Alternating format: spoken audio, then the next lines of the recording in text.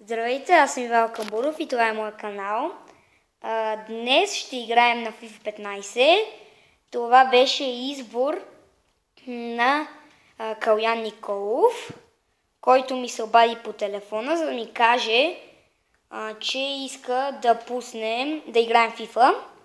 Реал Мадрид срещу Барселона, ние сме Барселона.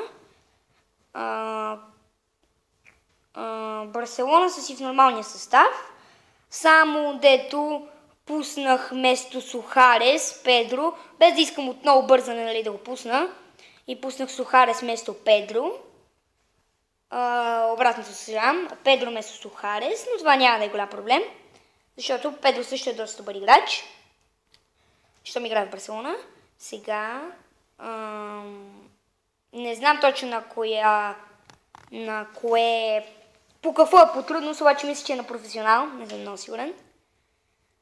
Не е чак толкова трудно на професионал. Ето, дори брат ми, ето, го вижда сам и това беше най-доброто положение, може би, за Педро, което той изпусна. Сега има корнет за Барселона, Неймар.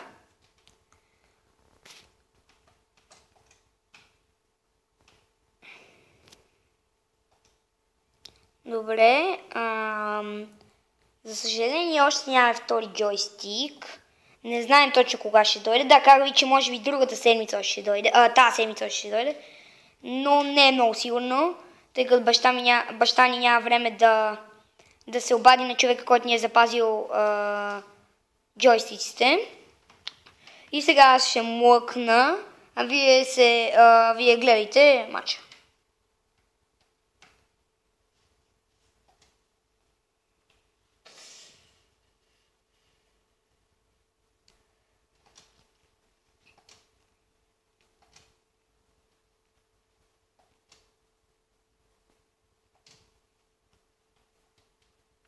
Този матч, само извинете, забравих да ви кажа, този матч няма да е цял матч, ще е полувреме, защото така решихме.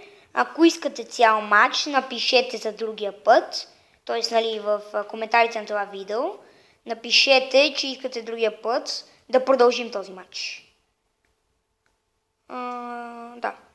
Да продължим този матч. Ако не искате, не пишете нищо. Или напишете, че не искате. Тако може и да гласуваме.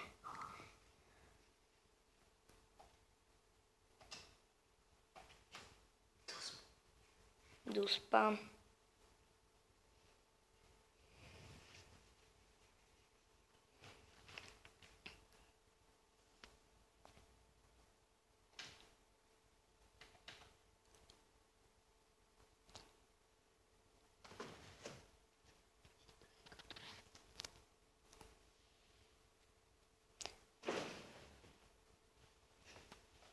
И това е гол от Дуспа за Меси.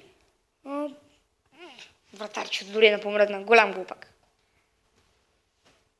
Гол на Меси от Дуспа. Първият гол е гордо късметлийски. Дуспа.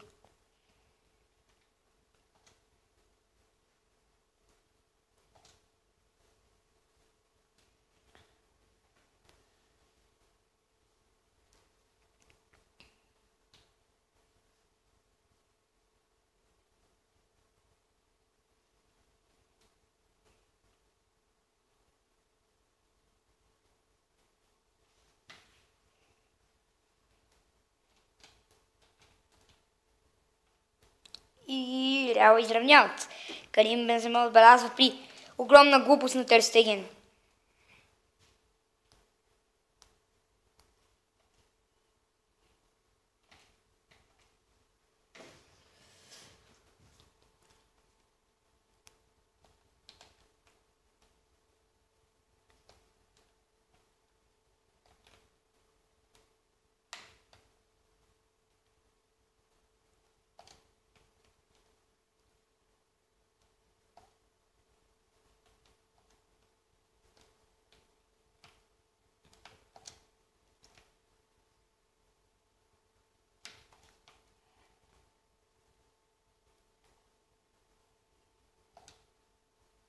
Не е много интересен матч, малко чисти положения, по-малкото за Реал Мадрид, повече за Барселона, ето тук.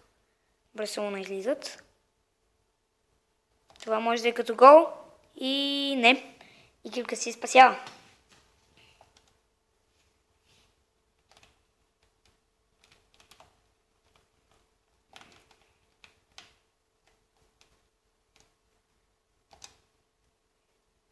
То по принцип графиката на FIFA е хубава, но през телефона ми не излиза много хубава.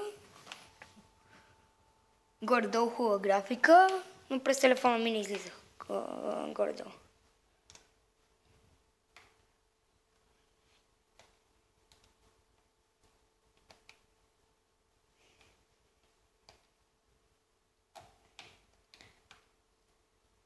Също пишете ни пишете на клипчета на кои игри искате да играем, защото няма идеи на кои игри да играем. Сами си измисляме. Зара, тази не я измислихме, но преди той да се обади нямахме никакви идеи.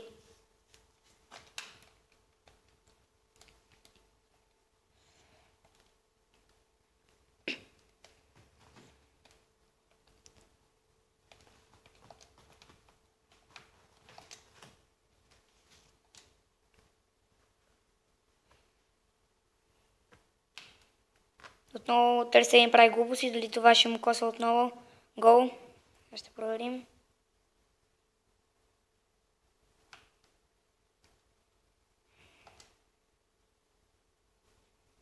И той реши да подаде пас, за да не направи отново глупост. Ето Барселона водят 88 на 74 в пасове. Да, Барселона водят в пасове, но може би... и каква глупост! Каква пробва! Карим Бензема избуса на празна врата. Да, обаче и в задържане на топката също Барселона водят 60 на 40%. Вече е 41-та минута. 42-та. Ако резултат завърши 1 на 1 и някои хора искат да разберат как е завършил матча, може долу в коментарите да напишат, че искат да направим нов матч. Т.е. да продължим този матч. Или могат да напишат просто да им кажа в коментарите как е завърши матча. Ето вече сме в продължението дори. Както ви казах. Ето, Пепе има повече тейкълси от Хавиер Масчерано. Тоест, шпагати.